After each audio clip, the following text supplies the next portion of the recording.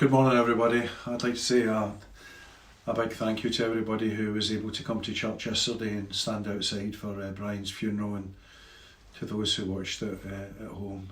Thank you for being there for Brian and his family. It was really a horrible day yesterday weather-wise, so I really appreciate people coming out. I also want to say a big thank you to Joan and Philip for participating in the service, and for the techie guys as usual. Brian's family are really, really grateful to everyone for all your cards, support and love. I remember when I was first called to preach, I was really, really humbled. You know, I identified so much with the Apostle Paul when he said, "Who is sufficient for these things?" And that's been true ever since God called me into preaching. And then you have those different experiences, and one of the blessings, I suppose, of being involved in ministry is when people encourage you and people say, do you know what, God spoke to me through that, or, I've learned something as a result of something you said. And it can be quite encouraging, obviously, if you get positive response from people. Not that you're dependent upon it, but it just changes things and can be really, really encouraging. I've been reading Jeremiah again this week, parts of it, and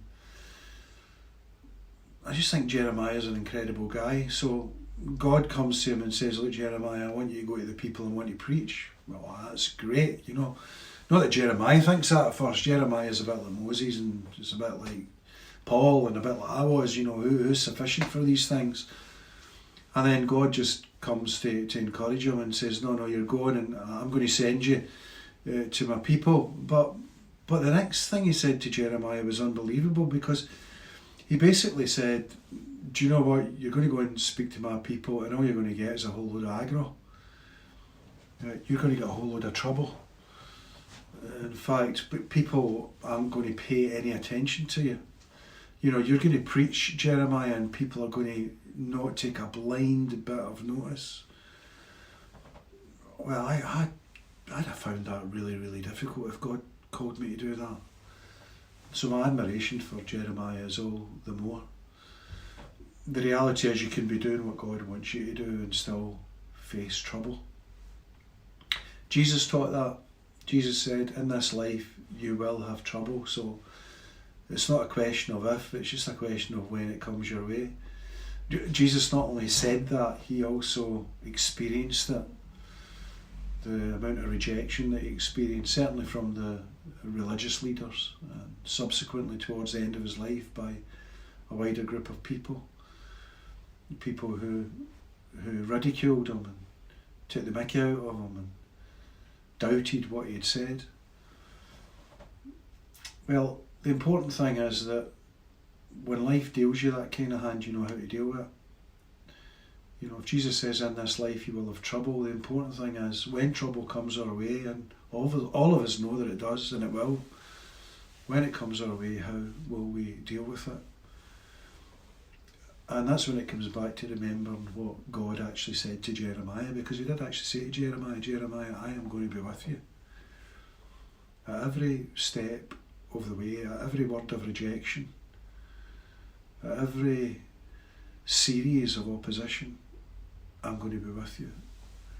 And so it's important, I think, for you and I to constantly come back to that. In fact, that's really what Christmas is all about. It's all about the Emmanuel, God with us, God walking with us. Do you know what makes all the difference when you've got someone with you? Whether you go for a walk, or maybe go to the football with someone, you've got someone to chat to, someone to share with, someone to bounce things off, someone to encourage you. And so it's true in life to remember that we're not on our own, that there is someone that we can talk to, that there is someone we can share with, that there is someone who can encourage us, because God comes and says, "I am the Emmanuel. I am with you."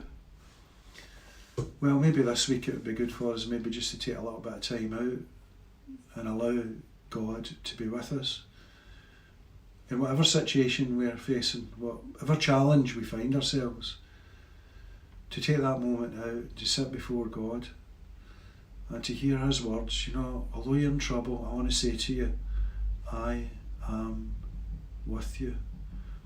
I want to share it with you. I want to walk with it through you. I want to be with you.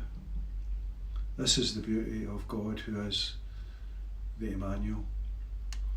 Have a great week, folks. Look after yourself. Stay safe.